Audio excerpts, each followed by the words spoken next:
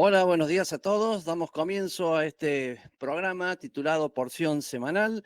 Buenos días a todos los que están conectados del otro lado, aquellos que están esperando hace un ratito nada más, ya estaban conectados. A todos ellos agradecemos esta buena voluntad de estar juntos en este especial día, ya en el día 49, en el cumplimiento de la séptima semana de la cuenta del Homer. Así que voy a invitar a quienes hoy me acompañan en el programa para poder compartir, primeramente para saludar cada uno de ellos. Así que vamos a empezar de acuerdo a las ventanas que tengo aquí. Vamos a empezar por el pastor Nico.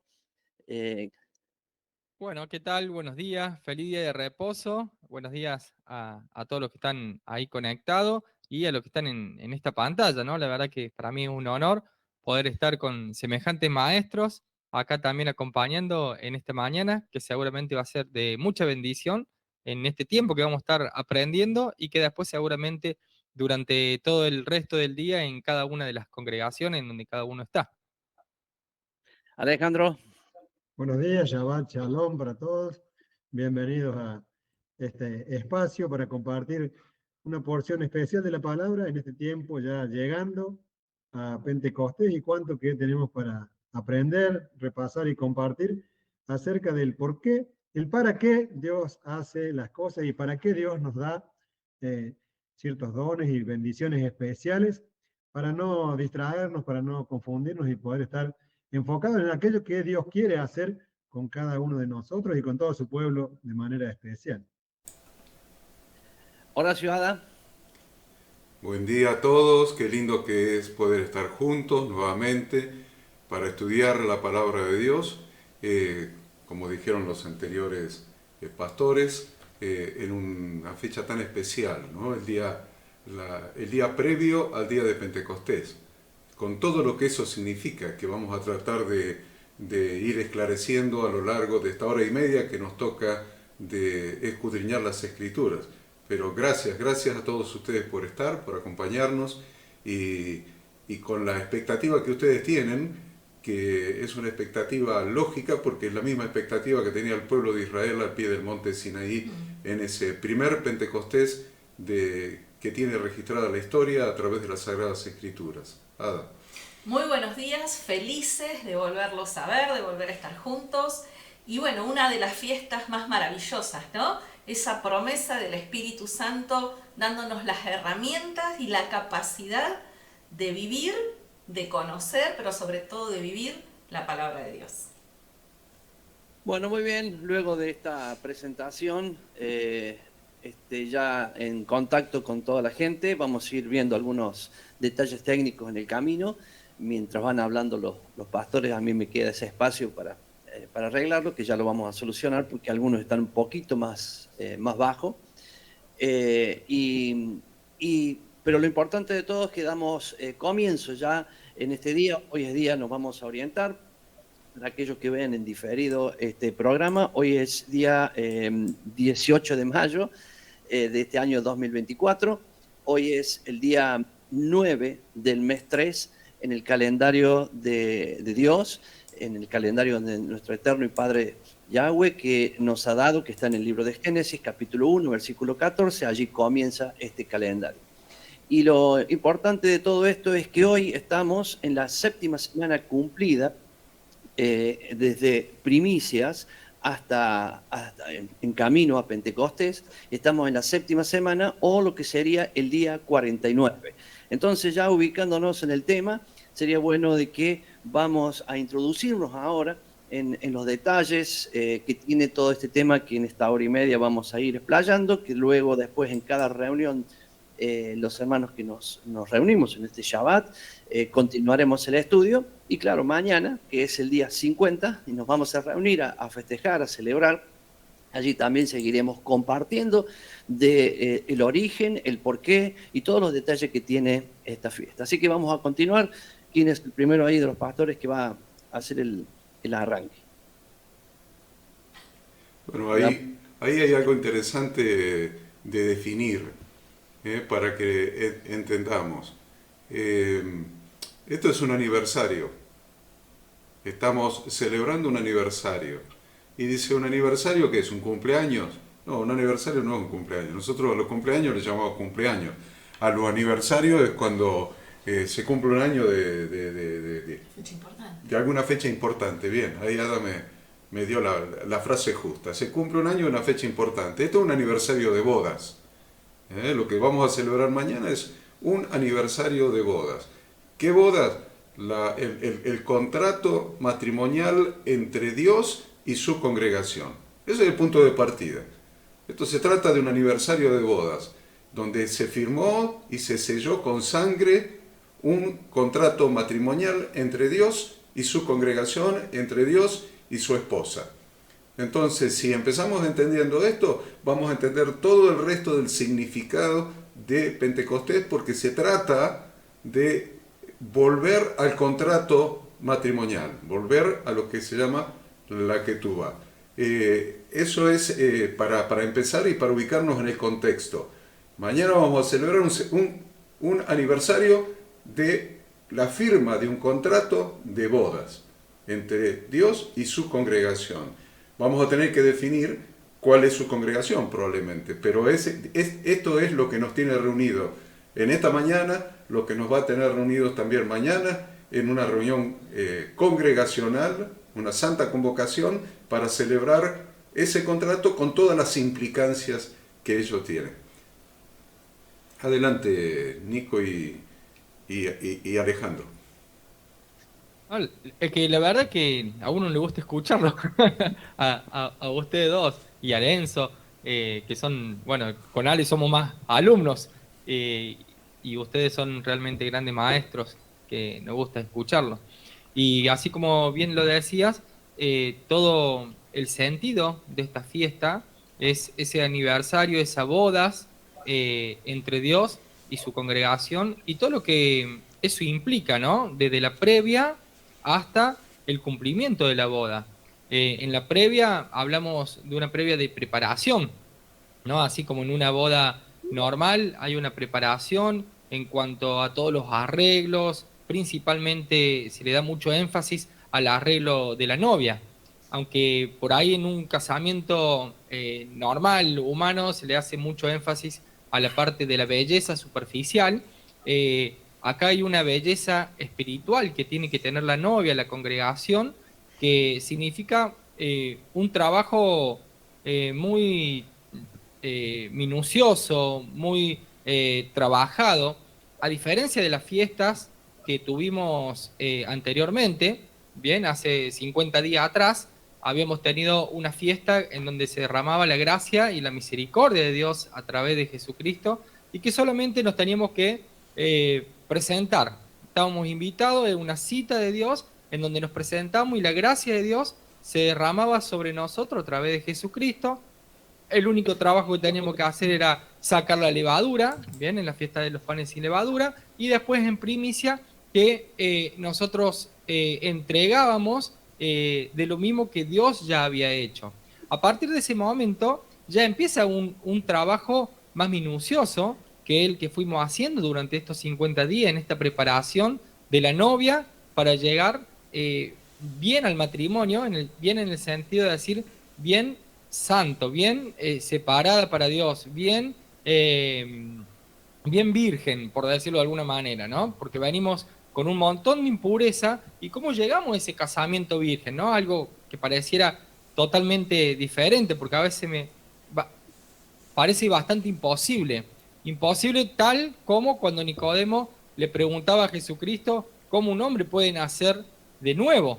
Bien, pero sin embargo, habiendo sido idólatras, habiendo sido adúlteros, habiendo sido fornicarios, por decirlo de una manera, que hemos estado alejados de Dios, a partir de ahora, en esta preparación, tenemos que volvernos virgen, volvernos puros, volvernos santos. Por eso fue tan importante, y sigue siendo importante, este trabajo de los 50 días de preparación para recibir esta fiesta en donde vamos a celebrar esta llegada de la Torá, de la llegada del Espíritu Santo, también del para qué, ¿no? De que no es que solamente es para gozarse y recibir, si bien nos podemos gozar, sino también tiene un sentido toda esta preparación, porque si no es como que nos quedamos muy narcisista en nosotros mismos y en gozar nomás los beneficios y los privilegios de Dios. Pero siempre tenemos que destacar que cuando Dios elige a su novia, cuando elige, empezando por elegir un pueblo como el pueblo de Israel, no lo eligió para que todo el mundo se pierda y que solamente quede su preferido Israel, sino que todo lo contrario. Lo eligió a Israel para cumplir una función. En Jesucristo también nos elige a nosotros, pero para que cumplamos una función, porque el propósito de Dios es que toda la humanidad se acerque, se una, se añada a esa gran novia, por decirlo de una manera, o a esa gran congregación. Por eso es este trabajo que no hay que menospreciarlo, que cada uno lo habrá empezado, calculo que la mayoría lo habrá empezado en el día de primicias, que lo empezamos todos juntos, quizás otros se fueron prendiendo o sumando en el camino, pero lo importante acá es haber preparado este envase para poder recibir en el día de mañana esa llenura del Espíritu Santo con un propósito y con un motivo que seguramente lo vamos a ir desarrollando.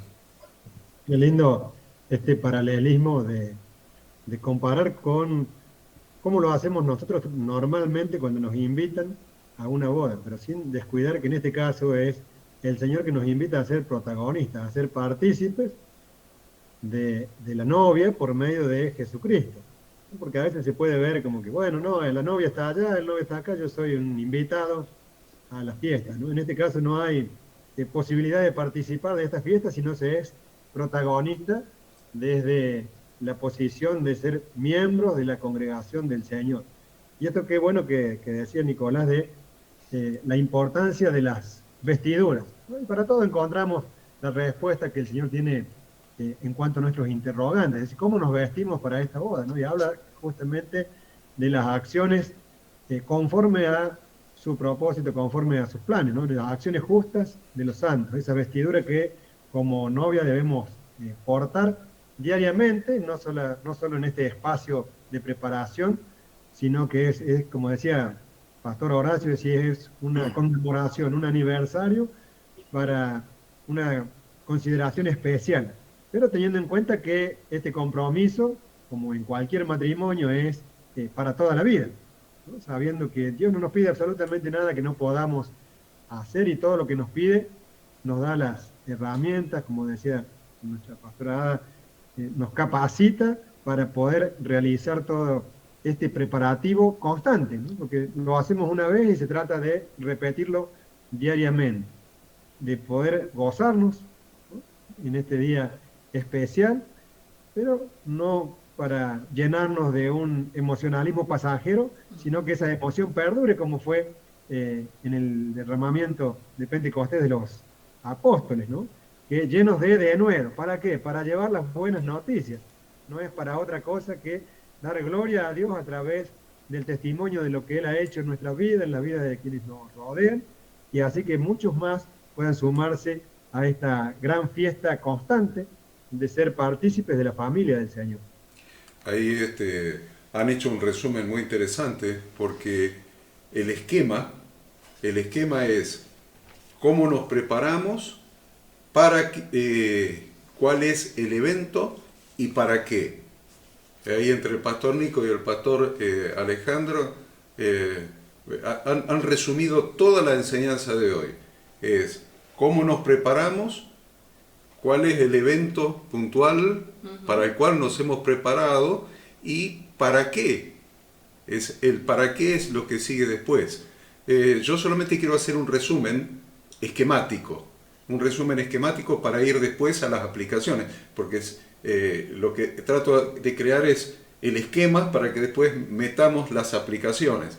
El pueblo de Israel siguió un propósito de Dios en el que nosotros estamos incluidos hoy, que comenzó un día primero del primer mes, en que la Biblia le llama Aviv o Nisan. Aviv, primavera. Dios en su corazón pensó, esta boda va a ser una primavera. Es muy romántico Dios, les aviso, es muy romántico. Dice, voy a celebrar un contrato de bodas. Entonces, ¿cuándo lo voy a hacer? ¿En el invierno, en el otoño, En el verano hace mucho calor, dice, lo voy a hacer en la primavera.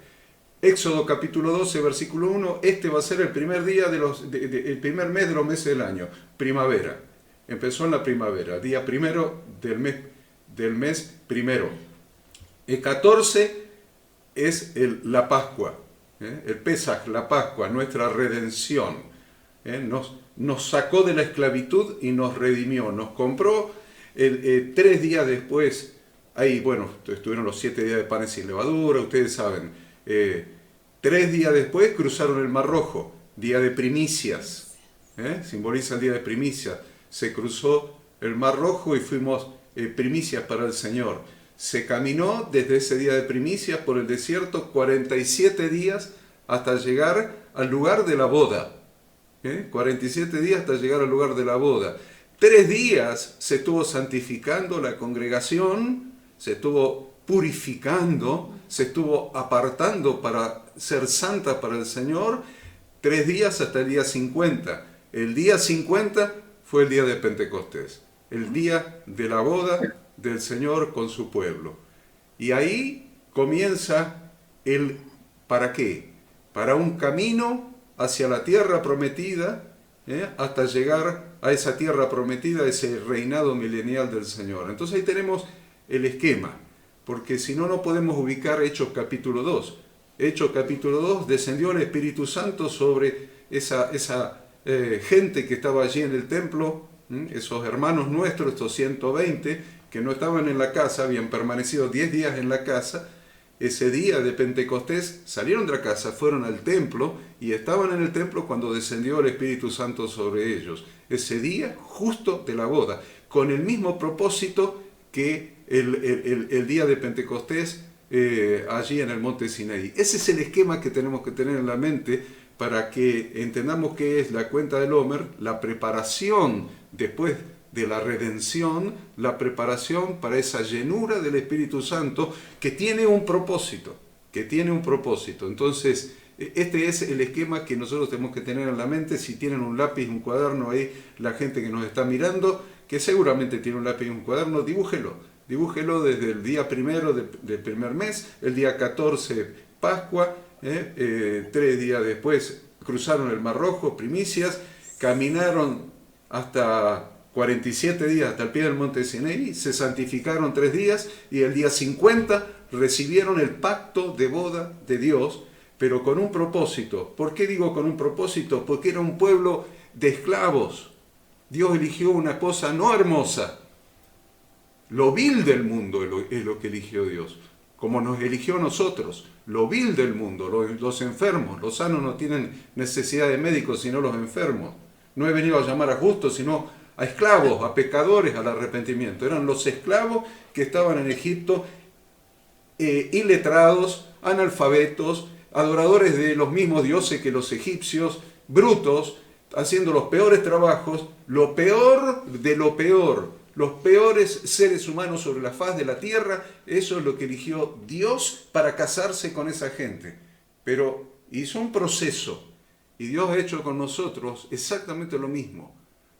Lo vil del mundo es lo que escogió Dios. Nos escogió a nosotros para ser parte de esa novia que tiene que ser bella, porque cuando Jesús venga a buscar a su esposa va a estar ataviada de lino fino, limpio y resplandeciente. Entonces, lo que decía el pastor Alejandro recién, que son las acciones justas de los santos, pero no éramos así cuando nos eligió, no era así Israel. Él eligió lo vil del mundo, lo peor, para mostrar su gloria y para mostrar lo que Él puede hacer hoy con cualquier ser humano, sin importar cuál sea su situación. Qué bueno, vamos de a poco avanzando y esto nos va dando todo, como decía Horacio, un esquema para poder tener claro cómo fueron todos estos sucesos. Esta fiesta nace o quedó escrita en la Biblia, en el libro de Levítico, capítulo 23, en el versículo 15 en adelante, donde nos habla: y contaréis, ya lo voy a explicar, y contaréis desde el día que sigue al día de reposo, desde el día que ofreciste la gavilla de la ofrenda mecida, 7 semanas cumplidas serán. Aquí nos da la indicación Dios, y esto es muy interesante, porque esta es una fiesta establecida por Dios y en el día que Dios lo dice. Usted podrá ver en muchísimos lugares fiestas de Pentecostés que, o sea, celebran.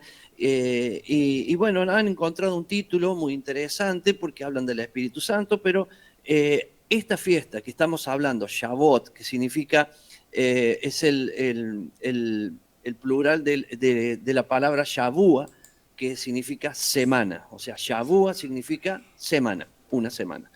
Y Shavuot significa semanas. Entonces esta es la fiesta de las semanas. Se cuentan 7 semanas después del día que se presentó la primicia. Fiesta que nosotros hicimos hace 49 días atrás. Entonces, lo importante y lo que quería destacar es que Dios nos está marcando una hoja de ruta hacia un lugar que Él nos cita y Él nos espera en ese día, en ese lugar. Entonces, nosotros vamos al encuentro, a una cita que Dios nos ha marcado. Esto está en el libro de Levítico y lo interesante de esto es que gente se preguntará y dirá, bueno, pero esto fue antes. Después del libro de los Hechos 2, donde se festejó el Pentecostés, y atención, el día en Hechos, capítulo 2, cuando se festeja el Pentecostés, estamos viendo que también se contaron 50 días de aquel día de primicia.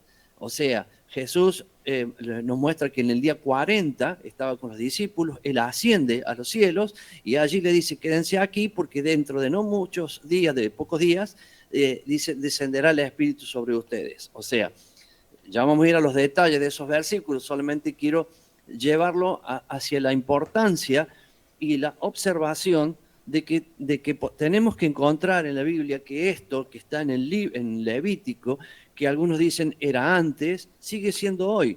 Porque después vemos en el libro de los Hechos, en el capítulo 20, que estamos hablando aproximadamente unos 25 años o 30 años después de la muerte de Jesús, y esto es muy importante, vamos a encontrar en el versículo 7 que Pablo está diciendo, en el versículo 6 del capítulo 20, Pablo está diciendo, Pablo está diciendo, y nosotros, pasados los días de los panes sin levadura, recuerde que, como él explicó Horacio, el primer mes es el mes de Aviv, es el mes de la primavera. El día 1 inicia el mes, el 14 es la Pascua, el 15 es el primer día de los panes sin levadura. Y inmediatamente, después del Shabbat, dentro de los 7 días, es el día de primicias. Entonces estaban en los panes sin levadura y Pablo está diciendo, y nosotros, pasados los días de panes sin levadura, navegamos de Filipos y en 5 días nos reunimos con ellos en Troas, donde nos quedamos 7 días. Usted verá que aquí Pablo no solamente está diciendo que él festejó los días de panes sin levadura, sino que está dando la cuenta de los días que él está trasladándose, y en el versículo 16, para que usted vea hacia dónde iba y por qué contaba los días.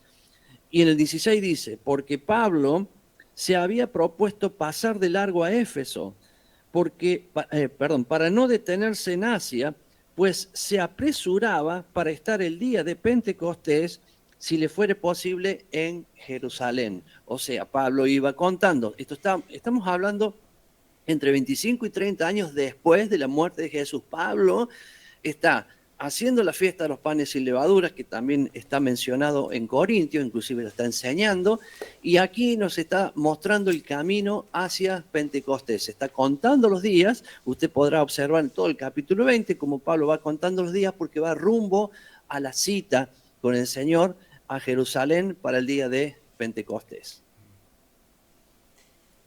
Bueno, y ahí vemos que Pablo, ¿no?, está cumpliendo lo que nos dice Deuteronomio capítulo 16, versículo 16, donde Dios dio instrucción diciendo, 3 veces cada año aparecerá todo varón tuyo delante de Yahweh tu Dios, en el lugar que le escogiere, en la fiesta solemne de los panes sin levadura, en la fiesta solemne de las semanas. La fiesta solemne de las semanas es esta, ¿no? Contamos 7 semanas más 1, y en la fiesta solemne de los tabernáculos.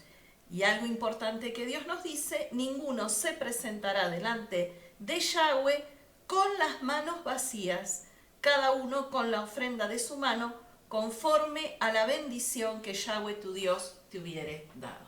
Así que vemos perfectamente Pablo, como decía el pastor Enzo, en Hechos capítulo 20, cumpliendo la Torá. Aún después de Yahshua muerto, resucitado, vemos a sus discípulos que seguían guardando tanto el Shabbat como todas las fiestas de Yahweh Dios, enumeradas ahí en Levítico 23. Volviendo a Levítico 23, ya vimos en Levítico 23 cómo se contaban los días. Se está hablando de contarás 7 semanas, 7 semanas cumplidas serán, y el otro día del día de reposo, o sea que hoy se cumplen 7 semanas, mañana es el otro día del día de reposo, se festeja el día de Pentecostés. Entonces, en el versículo 17 del capítulo 23 de Levítico, dice, de vuestras habitaciones traeréis 2 panes para ofrenda mecida, que serán de 2 décimas de efa de flor de harina, cocidas con levadura como primicias para Yahweh. Aquí vemos, y esto es muy importante lo que vamos a ver ahora, porque está hablando de 2 panes. Estos 2 panes representan a toda la casa de Israel, o sea, está la casa de Israel, acá se está profetizando, acá no estaba dividida, todavía la casa de Israel era una sola, pero en esta porción ya Dios estaba avisando de que iban a haber 2 casas y que esos 2 panes representan a las 2 casas de Israel. ¿Y por qué representan a las 2 casas?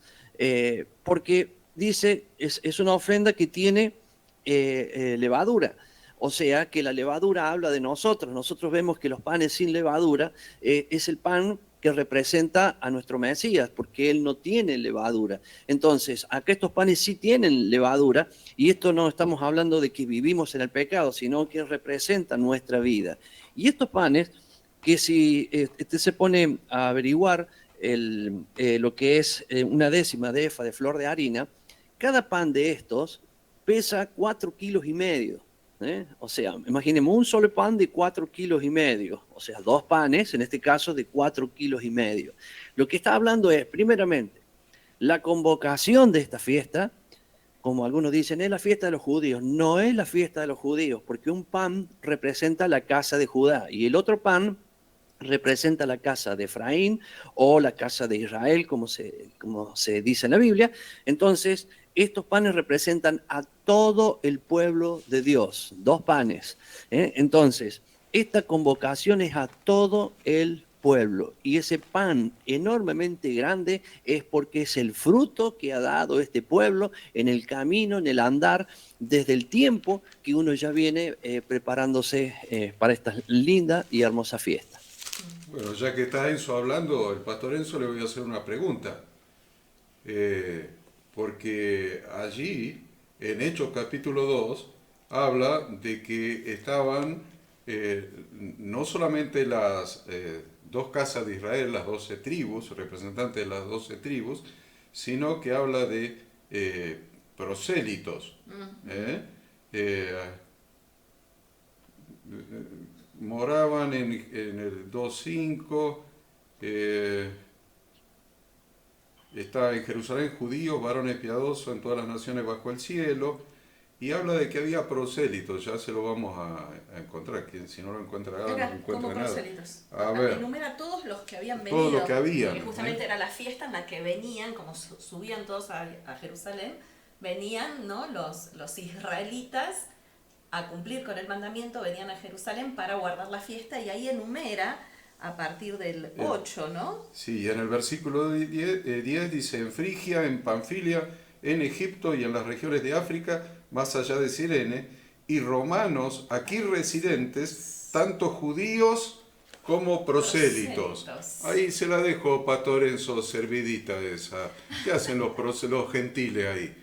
Pues los prosélitos son gentiles. Claro. ¿Qué hacen los gentiles si usted está hablando de 2 panes de 4,5 kilos? Qué hambre me agarró, ¿no? Aparte de eso. 2 panes de 4,5 kilos, a buena harina, sin modificar, sin nada. Pura. en serio, harina en serio, como le había hecho Dios. Pero acá no me está hablando de dos casas de Israel, acá me está hablando de gentiles en el versículo 10. Pastor Enzo, ¿podríamos aclarar eso? Sí, sí, perfecto, porque primeramente es muy importante y segundamente que también, y segundo que es sencillo. Digo importante ¿por qué? Porque la división de estas dos casas de Israel es el amor y la misericordia, el plan, la gracia misma de Dios para salvar la humanidad. O sea, Dios escogió un pueblo y eso no cambia. Dios escogió un pueblo y ese pueblo se llama Israel.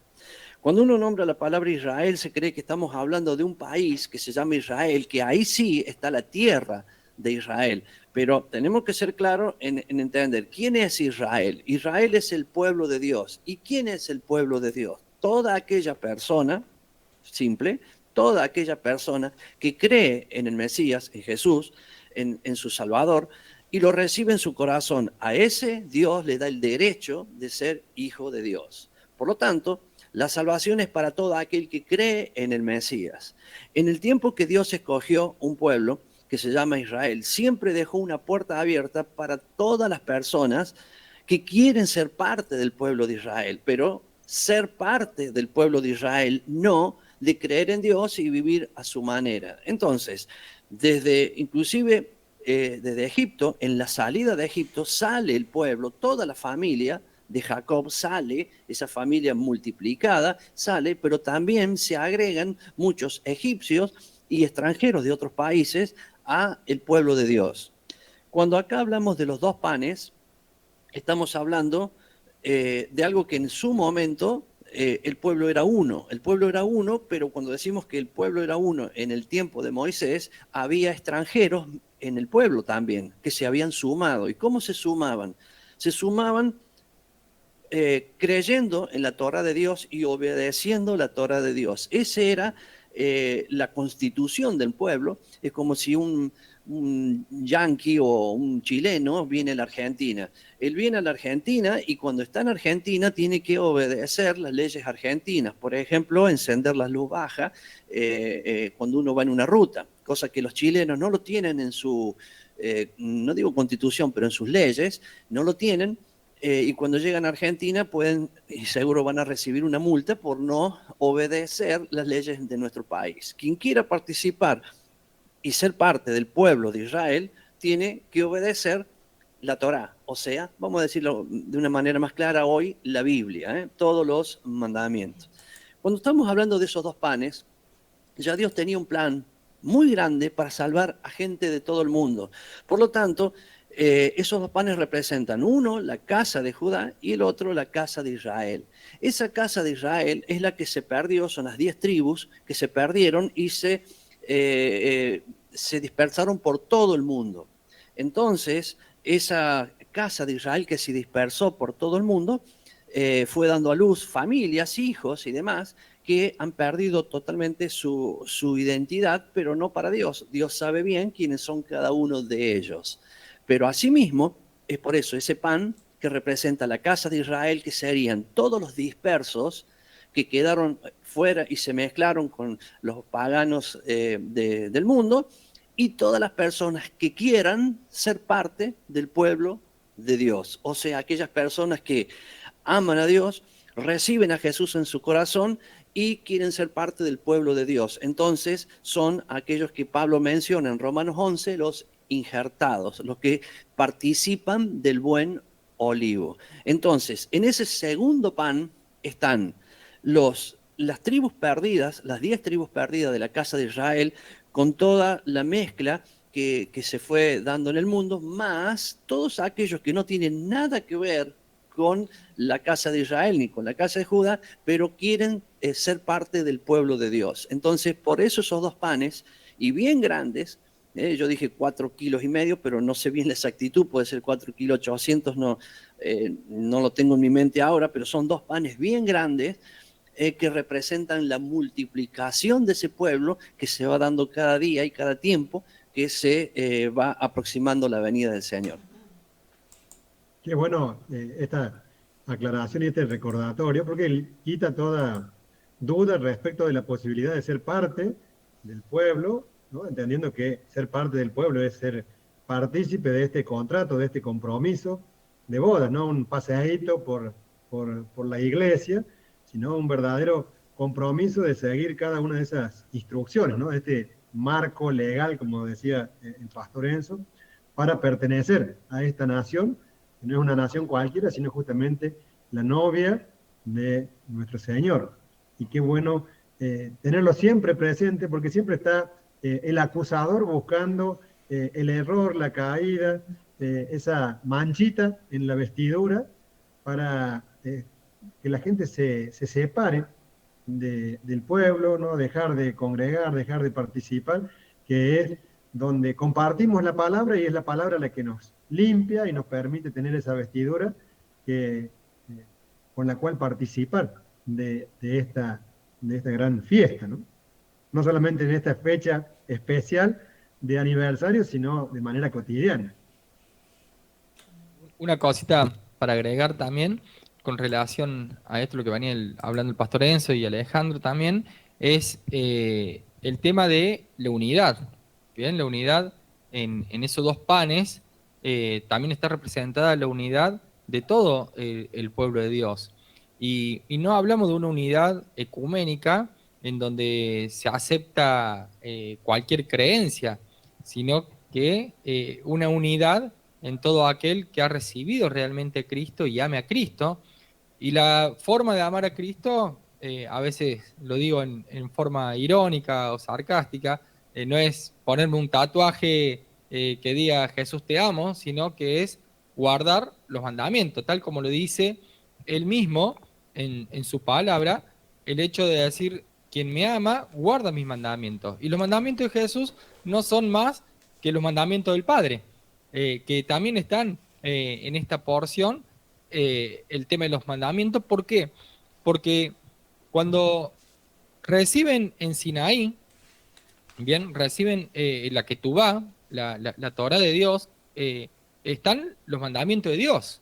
Bien, entonces el pueblo unánime, bueno, el pueblo estaba unido y recibió la palabra de Dios. O sea, Dios siempre va a hablar en medio de la unidad, no en la en la desunión, no en el individualismo de cada uno, tampoco en el sectarismo, sino realmente cuando el pueblo se une con un mismo propósito de seguir a un mismo Dios y estar con ese anhelo de recibir sus instrucciones, de recibir la guía, de recibir la dirección de quien nos creó, de quien manda, de quien nosotros amamos y queremos obedecer.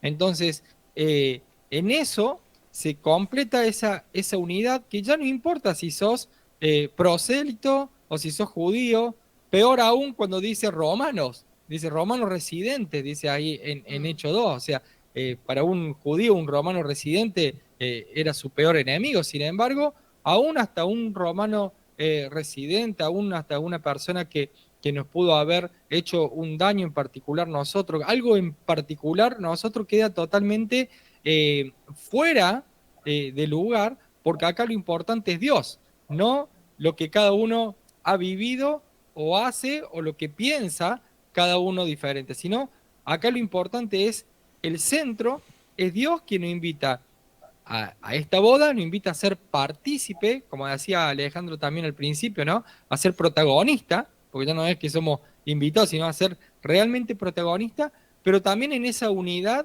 de pensamiento, en esa unidad de querer obedecer las instrucciones de Dios sin desechar nada en lo absoluto, poniéndole excusa de que si es antiguo, de que si es viejo, de que si eso era para otro pueblo o si era para este pueblo. Bueno, es impresionante lo que sucede acá, tanto en el Sinaí como también en Hechos 2, cuando reciben esa llenura del Espíritu Santo todos los discípulos, los 120, allí en el templo.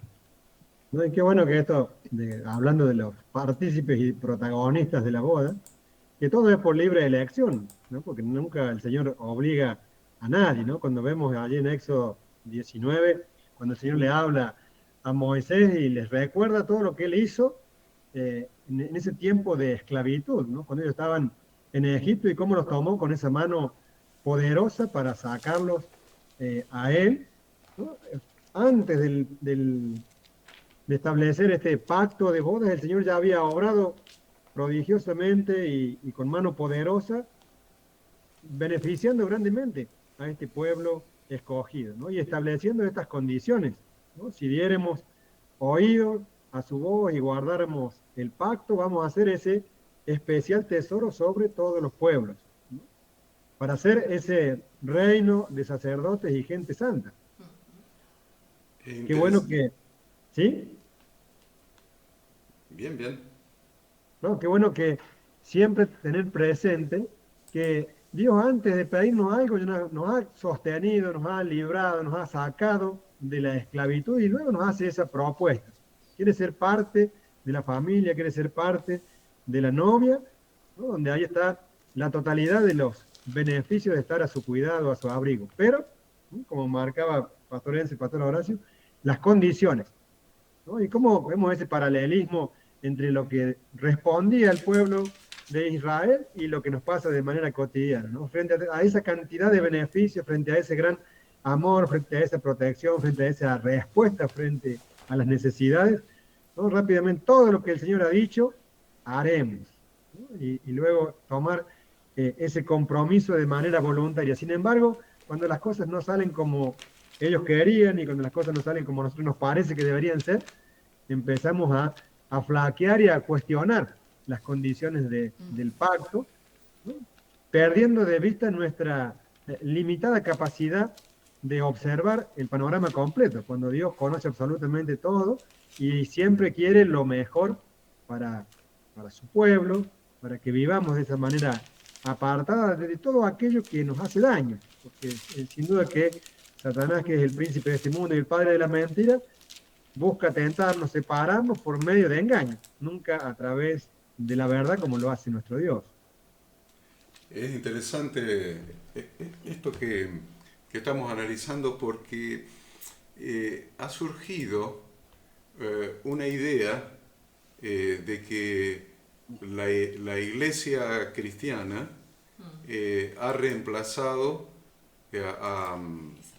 a Israel en el pacto de bodas, y que se llama la teología del reemplazo.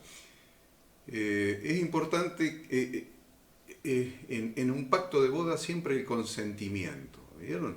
El consentimiento. ¿Vieron? Cuando casamos a una pareja le decimos, ¿quiere recibir por esposa a Ada? Y yo digo, sí quiero. Y después le pregunto a la esposa, ¿quiere recibir por esposa prometiéndote a cuidarlo, a mimarlo, a todo lo que la Ada hace en casa? Y la prometes hasta que la muerte lo separe. Sí, dice Ada, sí, amén, qué sé yo. Bien, se busca el consentimiento. Y la verdad es que lo que nosotros decimos cuando casamos es, acepta por esposo haciendo tal cosa, comprometiéndose a tal cosa, en la salud, en la enfermedad, en la riqueza, en la pobreza, esto, ajá, eso es lo que se llama ketubá, pacto de bodas. Las condiciones del pacto. Son las condiciones del pacto. Entonces la novia, hasta ese momento novia, dice, sí acepto.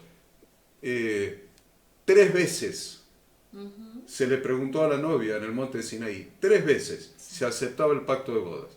Moisés, después que la novia aceptó, lo escribió en Levítico del 20 al 23. Capítulo 20, 21, 22 y 23 está escrito el pacto de bodas que la novia aceptó.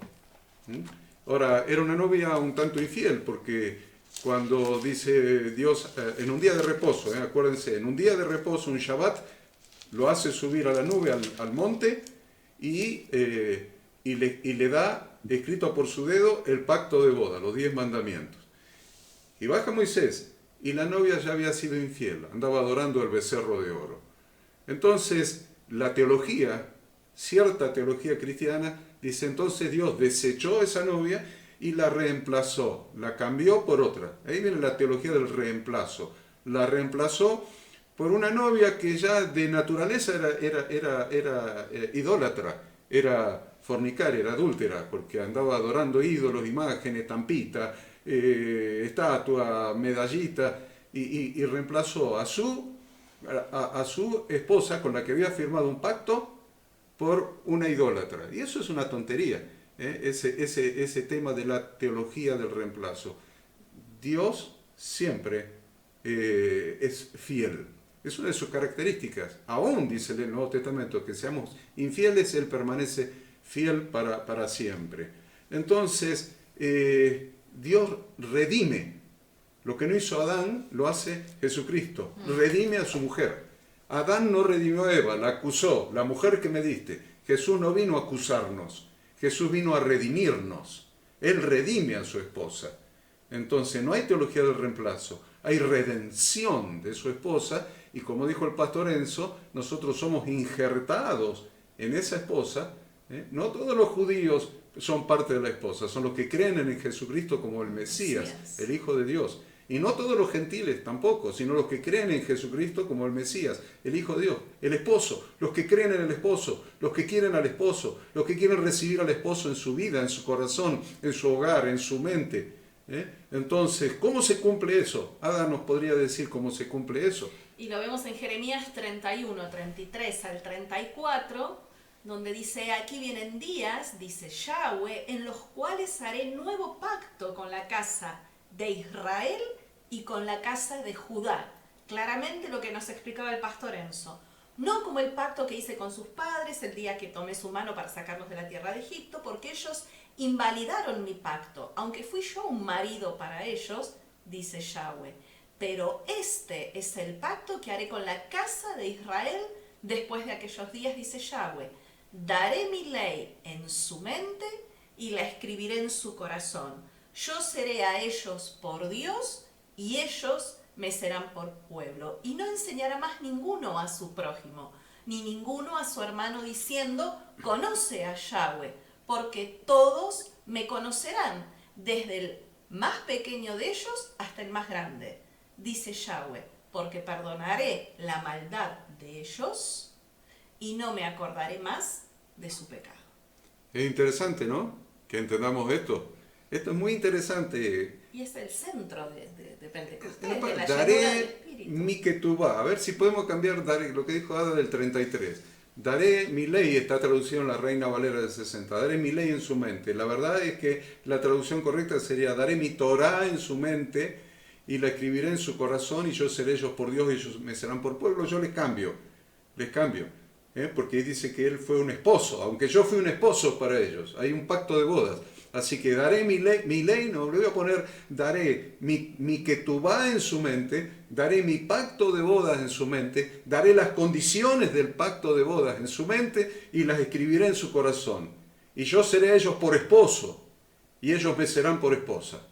¿Les gusta? Esa es la hermenéutica correcta de este texto bíblico. Y eso es lo que se cumplió en Hechos capítulo 2, en el Pentecostés de Hechos capítulo 2. Eso, una aceptación en ese día y un sellamiento de este pacto. Aceptamos el pacto, sellamos el pacto y por sus frutos los conoceréis. Damos los primeros frutos que decía el pastor Enzo. Una masa bien grande, por eso 3.000 la primera predicación de Pedro.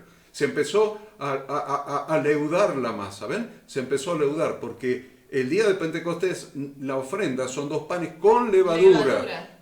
Símbolo de que esa masa se tiene que leudar, tiene que seguir agrandándose y agrandándose más, y el cumplimiento de esa promesa, de esa masa con levadura, esa simbología, esa tipología, se dio el día de Pentecostés con la primera predicación de Pedro. 3.000. Miren, 3.000, miren cómo se empezó a leudar. De 120 se empezó a leudar a 3.000.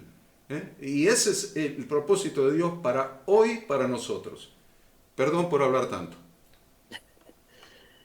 Bueno, Una cosita, cortita nomás para sumarte a lo que estabas diciendo hoy, Horacio y Ada, que en Apocalipsis 14:12 dice, aquí está la paciencia de los santos, los que guardan los mandamientos de Dios y la fe de Jesucristo. Ahí queda bien marcado, bien, quiénes son los partícipes de esta ketubá, los partícipes de esta congregación o los partícipes del pueblo de Dios. No es los que guardan la Torah solamente o los que creen en Jesucristo solamente, sino es los que cumplen estos 2 requisitos, que en realidad cuando uno realmente recibe a Cristo y ama a Cristo, automáticamente guarda los mandamientos de Dios. Así que creo que ahí en ese versículo queda bien clarito quiénes son realmente lo de la congregación de Yahweh. Sí, qué importante la clave respecto de la paciencia, ¿no? El esperar en el Señor, sobre todo en este tiempo donde todo es absolutamente inmediato, instantáneo, si no tiene tantos gigas no funciona, ¿no? El poder esperar en el Señor sabiendo que cada una de sus promesas se cumplen, que este compromiso, este contrato, la parte del Señor está completamente garantizada. Sin embargo, como el enemigo pone en duda a través de la impaciencia, ¿no? Como pasó allí, el pueblo cuando vio toda esa nube, ese estruendo, que el monte, ¿no? Que el gran sonido de la bocina, ¿no? El poder de la palabra, de la voz de Dios, se estremeció todo el pueblo, ¿no? Y cuánto pasa muchas veces en las congregaciones, ¿no? Ese impacto emocional del primer momento, cuando hay una manifestación sobrenatural o cuando hay la respuesta a un pedido de oración, a una necesidad, y cómo con el pasar de los días, ¿no? La impaciencia por ver mayores resultados o los resultados que cada uno se pone dentro de su mente, ¿no? No le damos el tiempo al Señor para que exista esa renovación de nuestros pensamientos, ¿no? ¿Por qué no le damos el tiempo? Porque no nos abocamos a estudiar justamente este pacto, es decir, cuáles son las instrucciones que Él dejó para que Él sea nuestro Dios y nosotros seamos su pueblo. Y de ahí la importancia de la congregación, del participar congregacionalmente, de estudiar de manera conjunta y hacer aportes, no ser solamente espectadores, sino siempre protagonistas de esta novia, ¿no? Para ser protagonistas en esta gran boda y sobre todo en este tiempo de transitar hacia el regreso de nuestro Señor Jesucristo, gozando de cada momento, de cada día, como siempre nos dice el pastor Horacio, ¿no? Que Dios quiere que seamos felices ahora, en cada momento, en cada instante, aún en la dificultad, aún en la adversidad, sabiendo que el novio tiene su palabra completamente garantizada y que es todo lo que nosotros necesitamos para que nos vaya bien, ¿no? Estar bajo su cuidado, bajo su protección, bajo su guía, ¿no? Y en ese paralelismo del esposo con la esposa, ¿cuánta enseñanza hay también para la vida matrimonial, de las responsabilidades de los varones sobre nuestros hogares, ¿no? A través del ejemplo de nuestro Señor? Y ahí es algo importante esto porque nosotros cuando casamos a una pareja, lo que le decimos es la promesa de ser fiel, de acompañarlo, de esto, de lo otro, y usamos otra cosa más. Por lo menos en nuestro ministerio usamos otra cosa más. Le hacemos hacer los votos. Entonces se hace la promesa, ellos de propia iniciativa, ¿vieron? Le hacemos hacerlo, no solamente le hacemos prometer la que le pronunciamos, sino que ellos mismos hacen sus propios votos. Y con eso de hacer los votos andamos bien en la conversión, en cuando reciben a Cristo, porque pasan al frente, hacen una oración: Señor Jesús, te recibo en mi corazón, recibo tu redención, me reconozco pecador, te pido perdón y recibo el regalo de la redención porque tú llevaste mis pecados. Bueno, ahí está, los votos andan bien. El problema, chicos, queridos hermanos que nos están mirando, el problema no está en los votos, porque lo hacemos bien cuando recibimos a nuestro Redentor, a nuestro corazón. El problema está en que no escuchamos la que tú vas, no escuchamos la promesa que hemos hecho. ¿Por qué no la escuchamos? ¿Por qué no la estudiamos? Porque la promesa, la que tú vas está escrita, es la Biblia completa.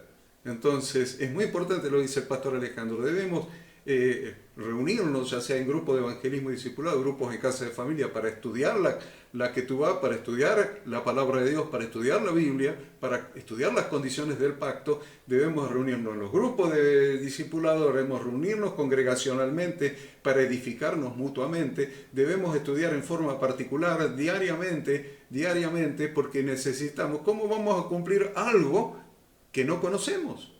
Hay un pacto al que le hemos dicho sí al pacto, sí Señor, sí, hemos hecho los votos. Y resulta que desconocemos los votos. No podemos desconocer los votos que nos unen a nuestro esposo, que unen a la iglesia con Jesucristo. No lo podemos desconocer, porque si lo desconocemos no lo podemos cumplir. Ahí Ada se había marcado algún versículo en relación con esto. Sí, bueno, el mismo Jesús, ¿no? Cuando en esta porción semanal estudiamos Juan capítulo 14, Jesús dice: si me amáis, guardad mis mandamientos. Yo rogaré al Padre y os dará otro consolador para que esté con vosotros para siempre, el Espíritu de verdad, el cual el mundo no puede recibir porque no le ve ni le conoce, pero vosotros le conocéis, porque mora con vosotros y estará en vosotros. No os dejaré huérfanos, vendré a vosotros. Y luego más adelante dice: el que me ama, mi palabra guardará. Mi Padre le amará, vendremos a él, haremos morada con él. El que no me ama, no guarda mis palabras. Y la palabra que habéis oído no es mía, sino del Padre que me envió. Mas el Consolador, el Espíritu Santo, a quien el Padre enviará en mi nombre, él os enseñará todas las cosas y os recordará todo lo que yo os he dicho. O sea que acá vemos claramente el para qué de esta llenura, ¿no? Muy distinto a lo que nosotros hemos visto muchas veces en algunas congregaciones. No es, el Espíritu Santo no es emocionalismo, el Espíritu Santo no es para caernos, para revolcarnos por el piso, para entrar en una borrachera llamada espiritual, o en ataques de risa, o en que un montón de gente se caiga y porque alguien los empuja. La llenura del Espíritu Santo, entre otras cosas, ¿no? Redarguir de pecado, de justicia, de juicio, pero acá claramente nos dice: el Espíritu Santo es el que nos capacita para que ya no fallemos como falló Israel en ese primer Pentecostés al pie del monte Sinaí, cuando se puso a adorar al becerro. No, acá tenemos la capacitación del Espíritu Santo, como dice acá, para que podamos obedecer sus instrucciones. Jesús mismo dijo: mis mandamientos no son gravosos. Entonces, sus instrucciones, decimos siempre, son esa cerca de protección, donde encontramos plena y total felicidad para estar en relación. En primer lugar, una perfecta relación de comunión con el Padre, pero a su vez también entre nosotros, ¿no? Con esposo, esposa, hijos, hermanos en la fe y el resto de los habitantes de la tierra. Así que es tan importante esto. Jesús dijo: no los voy a dejar huérfanos, les dejo a aquel que les va a enseñar todas las cosas, les dejo el Espíritu Santo que les va a recordar todo lo que yo les enseñé, pero también nos dice ese Espíritu Santo el que nos va a capacitar para transitar. En definitiva, veníamos estudiando en las porciones últimamente, ¿no? Esa capacidad de vivir en santidad. Veníamos hablando de la santidad del pueblo, veníamos hablando de la santidad de los sacerdotes, de la santidad del sumo sacerdote. Bueno, el Espíritu Santo nos capacita para vivir en santidad. Qué bueno. Cuando, adelante, Alejandro, sí. No, que el recordatorio constante del para qué, ¿no? Dice ahí Jesús que para enseñarnos, para hacernos entender, para darnos la capacidad de comprender la manera de poner en práctica qué cosa, lo que Él nos enseñó. Y lo que Él nos enseñó está en su palabra, y ahí caemos nuevamente en la necesidad de estudiar, de leer, de compartir, para que la palabra quede en nuestra mente y que sea la obra del Espíritu Santo la que nos dé la revelación, el entendimiento, para ponerlo en práctica conforme a lo que fue dada, no para otra cosa. Como decía Ada, libre de todo impacto emocional que nos distraiga y que sea objeto, fuente de distracción para otros también, en lugar de llevarlo a los pies del Señor. En todo el camino que hemos estado compartiendo, y cada año, cuando vamos camino a Pentecostés, esos 50 días, siempre enseño algo muy práctico a la gente, mayormente a los nuevos, porque justamente los nuevos tienen que aprender esto que es básico, que es que vamos hacia una fiesta que nosotros no tenemos que olvidar la raíz de esa fiesta, que es justamente el pacto, lo que ustedes están hablando. Y en ese pacto quedan establecidas estas tres cosas que nos enseña el libro de Éxodo, capítulo 19, que son las básicas que tenemos que saber identificarlas siempre. Dice, ahora pues, dice Éxodo 19:5, yo le enseño siempre a la gente, esto debe saberse de memoria, debe estar en nuestra memoria. Yo por respeto lo voy a leer, pero es algo que siempre tiene que dar vuelta en nuestra cabeza porque dice, ahora pues, si dieres oído a mi voz y guardares mi pacto, ya vamos a hablar sobre el pacto, vosotros seréis mi especial tesoro. Primero, mi especial tesoro sobre todos los pueblos, porque mía es toda la tierra. Y vosotros me seréis un reino de sacerdote y gente santa. Estas tres cosas es saber que somos un pueblo especial, escogido por Dios, apartado, separado, santo, o sea, un pueblo santo, y somos un reino de sacerdote. Y lo vamos a enfocar como corresponde. Cada uno es un sacerdote, porque si no hablamos reino y no establecemos la realidad. Somos sacerdotes, tenemos que ser santos, por eso estamos estudiando el libro de Levítico en todo este tiempo, y más que nada en este camino Pentecostés estamos justamente en el libro de Levítico que nos enseña a ser santos para ser un pueblo especial. Entonces, saber que somos sacerdotes, tenemos que ser santos porque es una orden de Dios y somos dentro y estamos dentro de un pueblo especial, es lo que Dios nos ha dado. Ahora bien, ¿cuál es el pacto entonces? Que yo guarde los mandamientos. Entonces, aquí es donde otra parte que también tenemos que saber de memoria. En estos 50 días, yo siempre enseñaba a la gente, oiga, siéntese tranquilo y hágalo varias veces. Recuerde los 10 mandamientos, lo básico de todo lo que Dios nos está pidiendo. O sea, usted poder enumerar los mandamientos y examinarse, obviamente, si lo estamos cumpliendo. Ahora bien, una vez que ya sabemos los 10 mandamientos, cada semana que estamos estudiando, usted verá que hay 11, que hay 12, que hay 13 y así seguirá subiendo, pero no nos olvidemos de estos 10 básicos. Y la otra parte, que es lo segundo, o sea, la primera parte era siempre saber de memoria este pacto, de los 10 mandamientos y lo que yo tengo que hacer, que es ser santo, un sacerdote y saber que pertenezco a un pueblo especial. Ahora bien, debo recordar siempre que esto que está en Éxodo 19 es el pacto, pero este pacto se cae, se rompe, no lo rompió Dios, sino el hombre mismo lo rompe en cuanto a su vida de pecado. Cuando llega el día de Pentecostés, este pacto se renueva, o sea, este pacto es el pacto de Hechos 2, es el mismo pacto de Éxodo 19, pero acá renovado. ¿Cuál es la única diferencia de ese pacto? Que ya no está escrito en 2 tablas, que fue justamente las que Moisés primero rompió y después tuvo que llevar 2 tablas nuevas para que vuelvan a ser escritas. Esas 2 tablas existen, están y son el testimonio de que esto es real. Entonces, hoy tenemos que saber que es esa misma, la escritura que está en esas mismas tablas, hoy está en nuestra vida, en nuestra mente y en nuestro corazón. Dios decidió que ya no estén en piedras, que ahora estén escritas en nuestra mente y en nuestro corazón. Y el para qué que estaban hablando ustedes recién, que es muy importante, ¿por qué ahora yo tengo que saber que es el mismo pacto? No es que Dios hizo un nuevo pacto diciendo otras cosas, no, son las mismas palabras, pero ahora tienen que estar escritas en nuestra mente y en nuestro corazón. En el libro de Ezequiel, capítulo 11, versículos 19 y 20, porque lo voy a resumir, ahí el Señor nos habla que nos va a dar un nuevo corazón y un nuevo espíritu.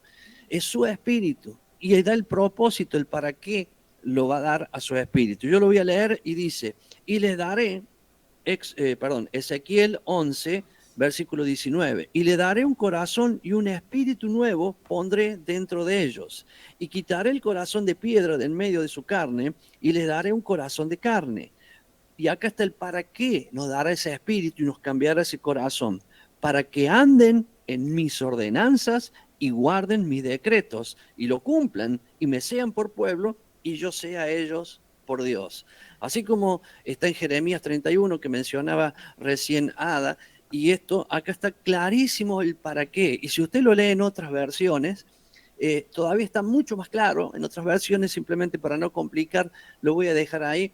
pero acá está la importancia de para qué nos dio su Espíritu, para qué ese día Jesús le dijo, quédense porque dentro de pocos días vendrá sobre ustedes el Espíritu. ¿Para qué? Para darles poder. ¿Para qué? Para ser testigos. ¿Y testigos de qué? De lo que ellos conocen dentro de su corazón, que es la Torá. Ahora, la Torá está escrita en nuestro corazón, su espíritu, y nosotros podemos ser, y su espíritu está en nosotros para que nosotros obedezcamos, para que nosotros hagamos y poder enseñar de aquel que vino e hizo ese pacto con nosotros. Cri, cri, cri, cri, cri. ¿Puedo agregar algo? Ahí lo que decía el pastor Enzo, quizás muchos participan de la cena del Señor y a veces no toman conciencia, porque por ahí muchos piensan, bueno, a ver si soy digno o no soy digno, si qué pecado cometí o no cometí pecado, qué hago. Pero en síntesis, cada vez que nosotros participamos de la cena del Señor en cada día de reposo, cuando nos congregamos, lo que estamos haciendo es recordando este pacto, esta que tú vas, ¿no? Porque Jesucristo es el fiador de este pacto, es el representante, es con quien el que pone el sello y la firma de esta renovación del pacto, ¿no? Porque sin Jesucristo no se pudiera haber renovado este pacto. Entonces, creo que es interesante cuando nosotros participamos de la cena del Señor saber que estamos haciendo de nuevo un compromiso, o sea, estamos renovando, ¿bien? Estamos renovando ese compromiso, estamos reafirmando, o sea, todos los días de reposo estamos reafirmando que vamos a obedecer la palabra de Dios, que vamos a obedecer los mandamientos de Dios, que a través de Jesucristo hemos entrado a este pacto, porque antes éramos ajenos a este pueblo, pero en Cristo ya somos partícipes, nos hace esa entrada, nos da ese camino para poder entrar a este pueblo escogido, pero a veces decimos, no, pero este mandamiento no, o este no es para mí. No, cuando uno está participando de la cena del Señor, está tomando esos 613, vos lo resumiste, Enzo, en los 10. Bueno, lo resumamos en los 10. Estoy haciendo parte de esos 10, en donde está, por decir alguna cosa, ¿no? Estar fuera totalmente de toda idolatría. Pues cuando uno se pone a pensar finamente en cada mandamiento, siempre vamos a tener cosas para mejorar, y solamente en esos 10, ¿no? En esos 10. A ver si tengo alguna idolatría, si estoy adorando a alguna otra imagen o algo que no sea Dios, si estoy guardando realmente el día de reposo como corresponde, si lo tengo presente, primero, ¿no? Si lo tengo presente, si lo separo, si lo guardo, si lo aparto.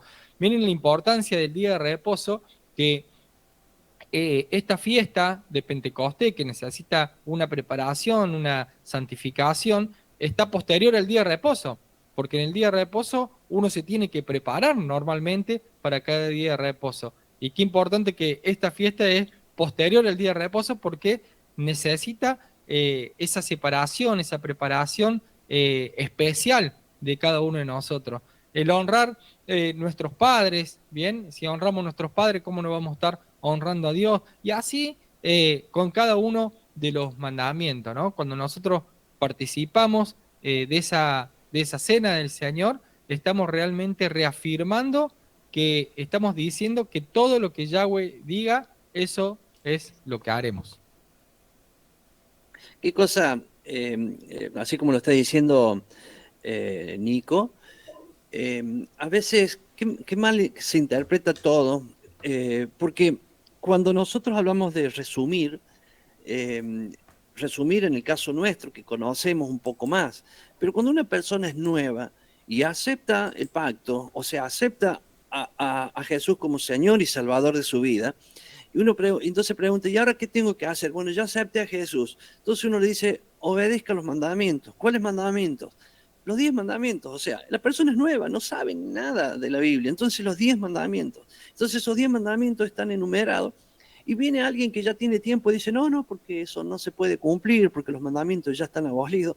Y que no se puede cumplir, te dicen. Entonces, a ver, recordemos los 10 mandamientos, que es algo tan simple, tan sencillo, inclusive los últimos, aunque nadie lo sepa, que están escritos los 10, lo hacen.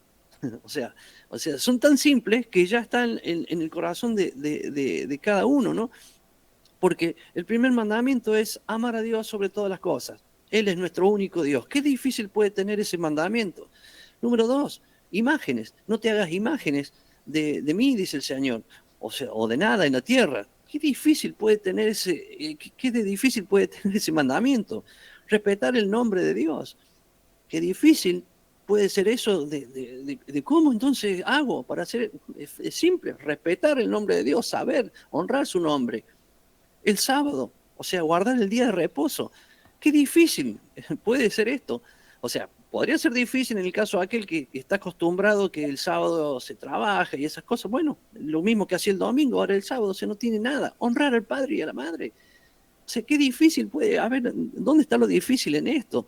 No matar, no robar, no cometer adulterio. O sea, miren, o sea, qué simple, no codiciar, no mentir. A ver, ¿qué puede haber de difícil en eso para decir esto no se puede obedecer?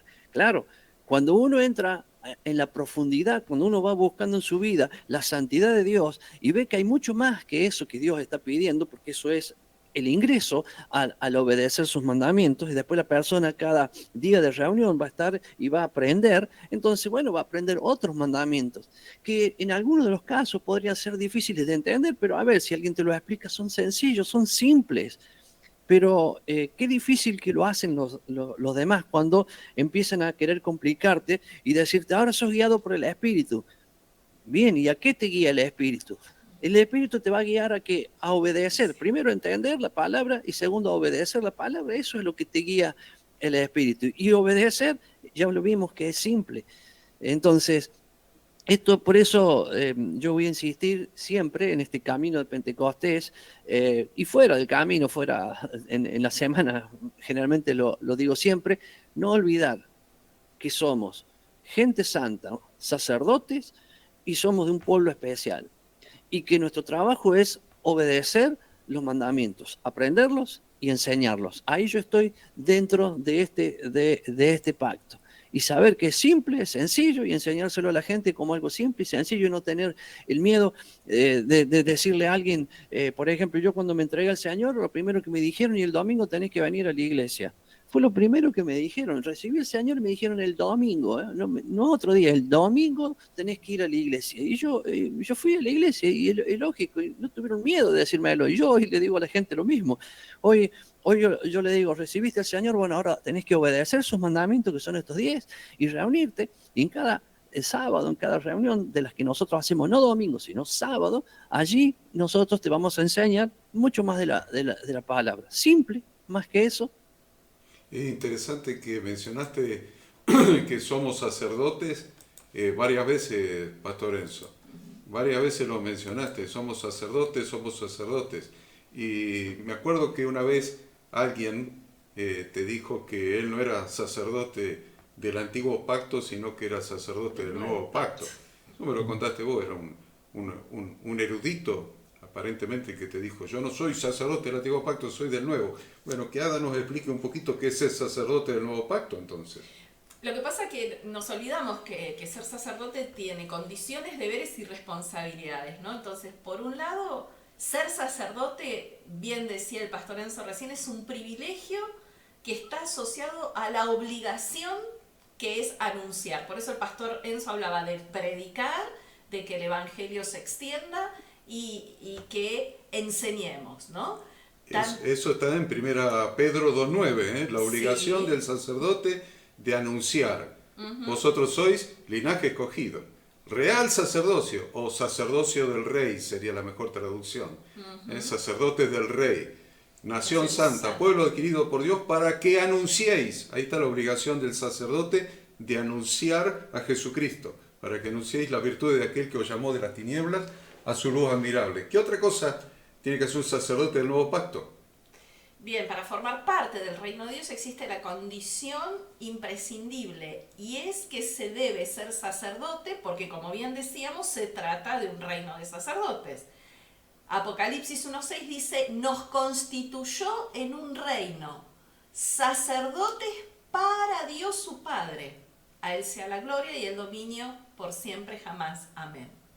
Además, hay algo tan maravilloso en Apocalipsis 5:10. Yo les diría que lo pueden subrayar a ese texto, porque claramente Apocalipsis 5:10 dice que los sacerdotes son los únicos que reinarán con Cristo en la tierra. Dice así Apocalipsis 5:10. Tú los has constituido en un reino y sacerdotes para nuestro Dios, y reinarán sobre la tierra. Tremenda esta promesa, ¿no? Y esta gran responsabilidad como sacerdotes. Siempre hablamos de, estamos caminando, ¿no? Hacia la segunda venida de Jesucristo, de Yahshua. Estamos esperando su segunda venida y sabemos que Él va a volver para reinar 1000 años sobre la tierra. Bueno, ¿quiénes van a reinar con Yahshua en su segunda venida, en su reino milenial? Los sacerdotes.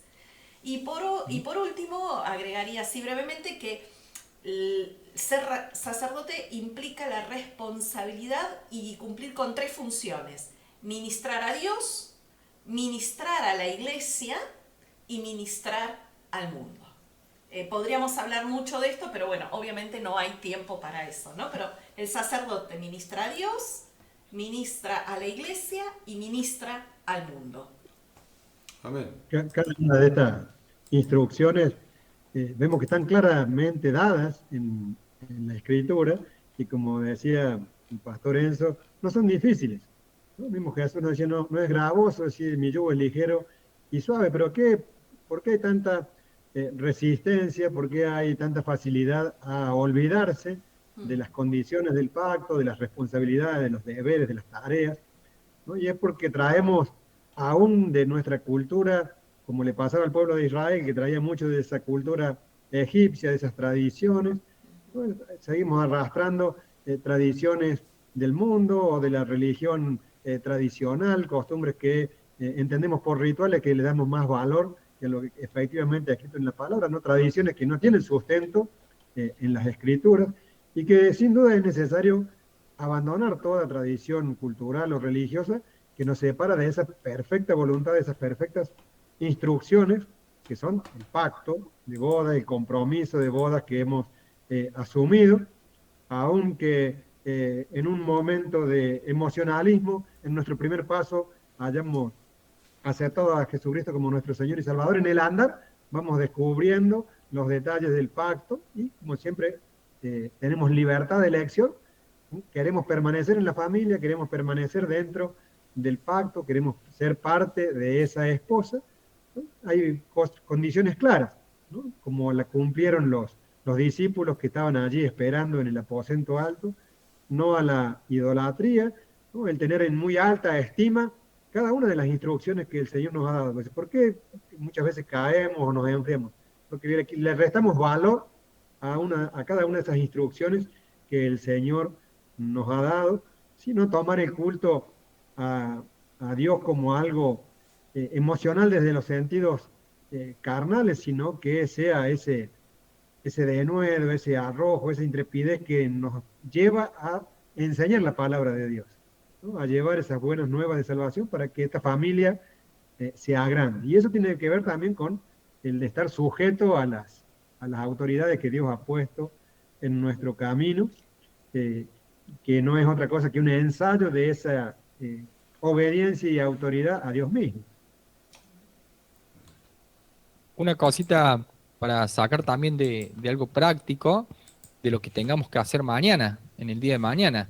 En el día de mañana, cuando estemos reunidos, cada uno en la congregación en donde se esté reuniendo, tenemos que pedir de esa llenura del Espíritu Santo para cumplir esas 3 áreas que necesitamos como sacerdote, que recién nos explicaba Ada, ¿no? Necesitar ese poder para que nos levante en ánimo, en deseo, en gana, en poder perfeccionar esa administración a Dios, que nos dé también la fortaleza de ser ser sacerdote primeramente en nuestros hogares y también en la congregación de Dios, en donde nos dé los dones, que explote los dones que Dios nos da a cada uno de nosotros, o sea, pedir realmente que nos dé la valentía de poder hacer uso del don que Dios nos ha dado dentro de la congregación, pero también que nos dote de ese denuedo para poder salir fuera de la congregación y poder llevar, antes de que lleguemos a esa tierra prometida, cuando Horacio hizo esa analogía en esa línea de tiempo, que nosotros, esta fiesta es para poder ya hacer el rumbo a la tierra prometida. Y bueno,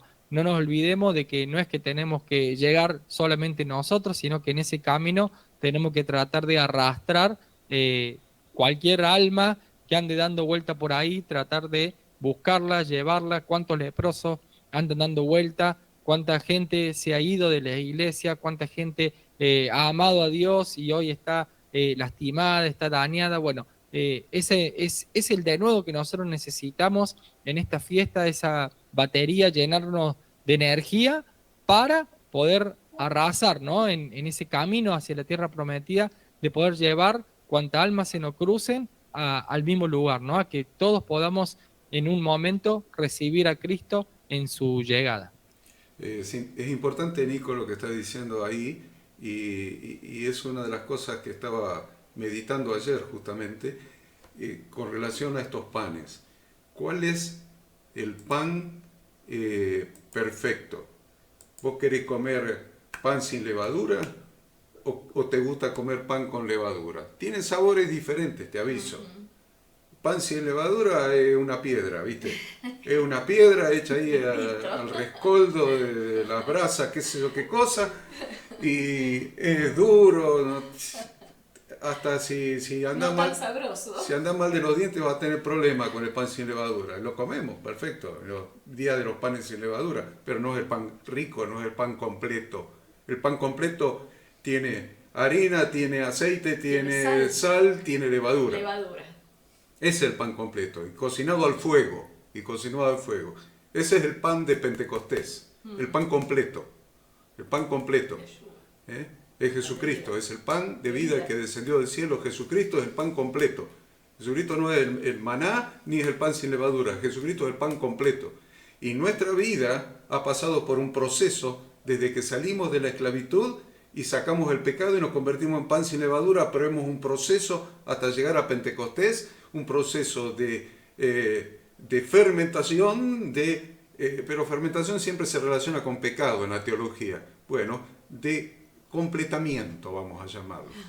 Hemos sido completados a través de todo lo que hemos pasado, todos los fermentos, todos los dolores, todas las pruebas, todas las dificultades, todo lo que hemos errado, todos los arrepentimientos, todos los regresos a la casa del Padre. Todas las malas enseñanzas que tuvimos que corregir. Todas las malas enseñanzas que tuvimos que corregir, dice Ada, todo eso fue haciendo leudar nuestro pan. Y hemos pasado nuestra fe, que es más preciosa que el oro, que se purifica por fuego. Hemos sido purificados por el fuego de la prueba, y hoy hemos dado como resultado para ofrendar al Señor un pan completo, un pan maduro, un pan con sabor, pero más todavía hay un propósito en ese leudar. Era una masa chiquita que ahora pasó a ser una masa grande, y eso es lo que acaba de decir el pastor Nico.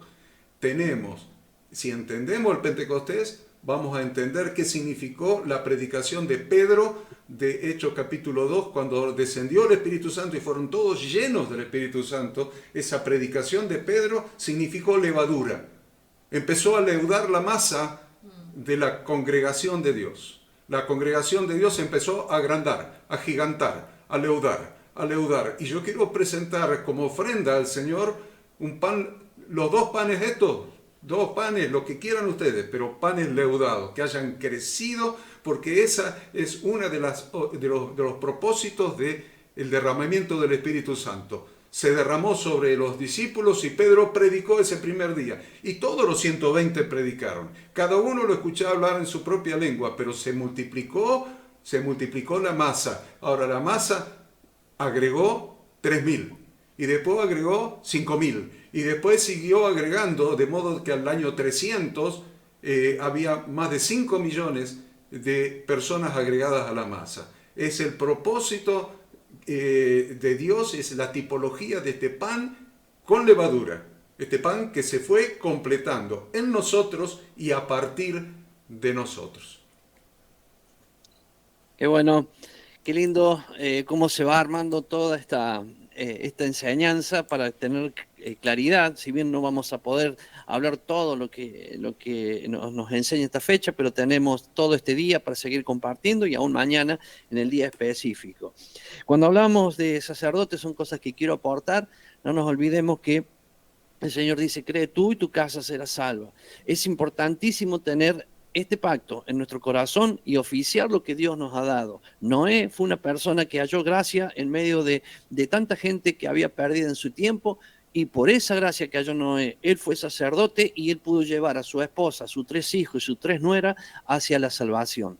En estos últimos tiempos que estamos viviendo, recuerde que la salvación entra a su casa cuando usted es un sacerdote. Y como sacerdote, usted hace que ingrese. Así que, hermano, usted que tiene problemas en su casa, que su familia tiene, no sé, apartado del Señor, viven mal y lo que fuese, crea usted y lleve como sacerdote la bendición a su casa. Ahí nace la salvación y un camino que trae la bendición a su hogar. Luego el trigo, que hablamos, que estaban hablando recién. Esta es la fiesta del trigo. Recuerden que hay 3 fiestas anuales que recién Ada nos habló de estas 3 fiestas anuales. Y la primera fiesta, que fue primicias, que de ahí contamos 50 días, allí la ofrenda era la cebada, era harina de cebada. Entonces, esta que viene ahora, mañana, es una ofrenda de trigo. Por eso estamos hablando del pan y ese pan leudado, como recién decía Horacio. Y acá tenemos cosas importantes porque cuando fuimos redimidos, que fue en la Pascua, y ahí nosotros entramos a esos panes sin levaduras que representa a Dios en nosotros, ahí comenzó un camino, pero nosotros no teníamos nada para dar a Dios y lo que tuvimos que darle fue la cebada. La cebada es una planta que crece por sí misma, o sea, sí misma, tiene que haber una semilla lógica, pero que está distribuida y que usted cuando la planta ya está, usted la corta, usa el fruto y lo que usted cortó, ese pequeño tallito que quedó, vuelve a crecer y vuelve a dar fruto. Entonces, no necesita un tratamiento a no ser que usted tenga un campo y quiera sembrar cebada, eso es otra cosa, pero la cebada se encuentra allí. Entonces, eso lo que significa es que nosotros pudimos presentar una ofrenda al Señor en la fiesta de primicias, que nosotros no habíamos hecho nada, todo lo había hecho Él. Inclusive lo único que hicimos fue cortar esa cebada. Y eso representa a que nosotros nos presentamos al Señor como un fruto de Él, que iniciamos un camino, que es el camino de Pentecostés, pero ahora vamos a presentar trigo. El trigo sí necesita un tratamiento, el trigo necesita dar vuelta a la tierra, sembrar la semilla y esperar que esa semilla crezca y dé fruto. Eso es lo que mañana nosotros vamos a presentar delante de Dios, nuestro trabajo, nuestro fruto. Allí somos nosotros el trigo. Claro que representa al trigo, en este caso, a la semilla que tenía que morir, que es Jesús, para que diese mucho fruto. Ahora nosotros somos ese fruto porque hemos hecho un camino de 50 días y en esos 50 días hemos ido cambiando la tierra de nuestro corazón, renovándonos para poder presentarnos aptos y con fruto. Esa es la ofrenda de mañana que somos nosotros. Estoy hablando de la ofrenda que somos nosotros como lo fue en primicia y ahora no estoy hablando de la ofrenda que vamos a dar literalmente, sino entender porque este es el corazón de esta fiesta. Y es por eso que en esta fiesta mañana nosotros cuando nos presentamos somos un vaso en las manos del alfarero. Ahora, el Señor ha conformado ese vaso exteriormente, nos ha dado una forma, pero adentro de ese vaso ya tendremos que haber trabajado todos estos 50 días para que ese vaso salga lo que está mal, primeramente, pero luego de lo que está mal, aquellas cosas que no son tan necesarias, que posiblemente no están mal, pero no son tan necesarias para que cada vez haya más espacio. Porque mañana, cuando nosotros nos presentamos como ese trigo delante de Dios, Él va a llenar ese vaso. Y la capacidad del vaso no dependía de Dios, sino de usted mismo. Entonces, si usted no limpió no sacó las cosas innecesarias y no dio espacio, lo que va a recibir es lo que entre en el vaso. No es que Dios tenga poco para usted, Dios tiene mucho para usted, porque Dios necesita que usted sea un testigo. Y un testigo de Él que tenga el poder para ser testigo. Y Él quiere llenarnos de ese poder para ser testigo.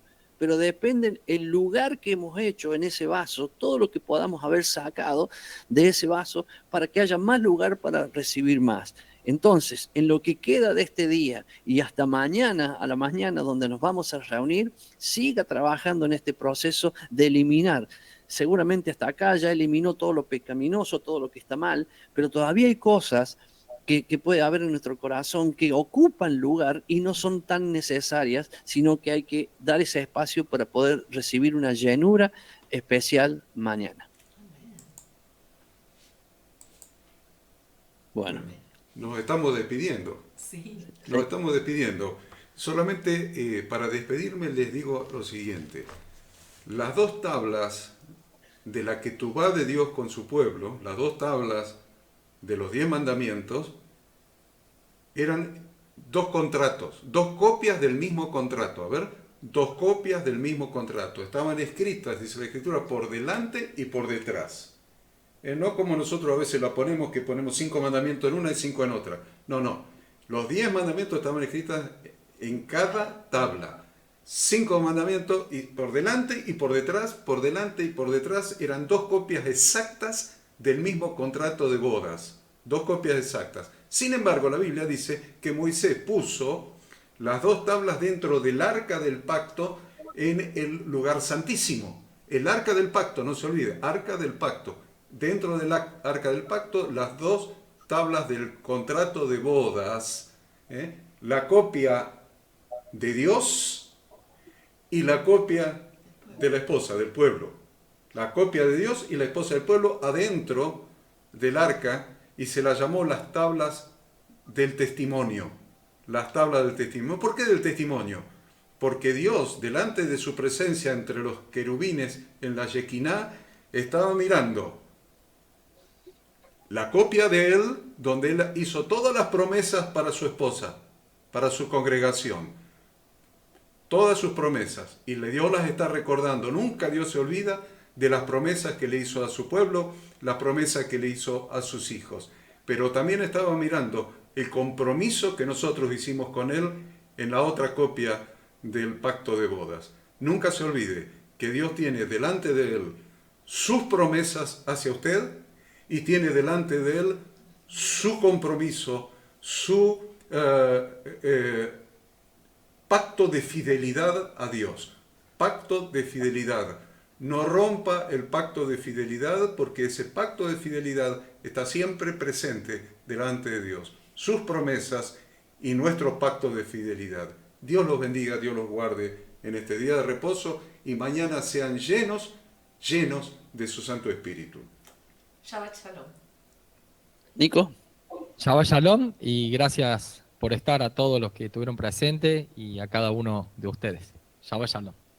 Shabbat Shalom para todos y que sigamos en esta espera de este día especial de Pentecostés, donde el Espíritu Santo siga grabando en nuestra mente, en nuestro corazón, cada una de esas instrucciones que nos llevan a ir de acierto en acierto y de victoria en victoria. Amén. Gracias Horacio, gracias Ada, gracias Nico, gracias Alejandro, gracias a todos ustedes que estuvieron todo este tiempo conectados con nosotros, aquellos que lo van a ver después, seguramente en otro momento, o repasarlo a este tema. Hoy en este Shabbat seguiremos compartiendo, cada uno en la reunión pactada, en el horario que ya estableció para seguir hablando de este tema, y como dijo Horacio, mañana por la mañana muchos de ustedes se van a reunir para celebrar en este día y tener la alegría de que su poder, de que su amor esté en cada uno de nosotros. Reciban muchísimo de parte de Dios porque hay un camino largo todavía para recorrer hasta su venida. Nos vemos todos. Shabbat Shalom. Chao, chao.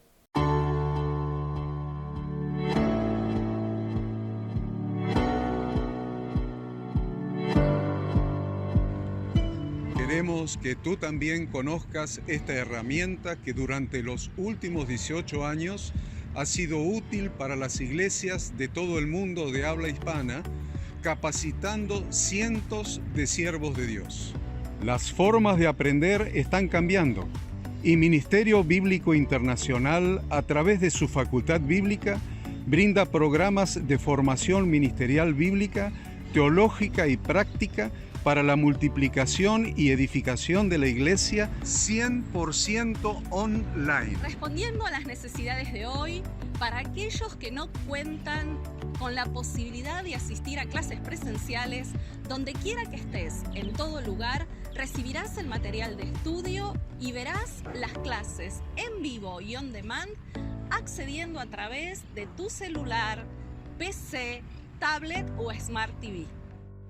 Recibe tu capacitación en las siguientes carreras: diplomado en teología para maestros de grupos de evangelismo y discipulado, licenciatura en teología pastoral, diplomado en teología y práctica ministerial para pastores, líderes y servidores. Súmate a los pastores que han organizado un grupo de estudio tutorial a distancia en la congregación con estudiantes locales y de las otras iglesias de la zona.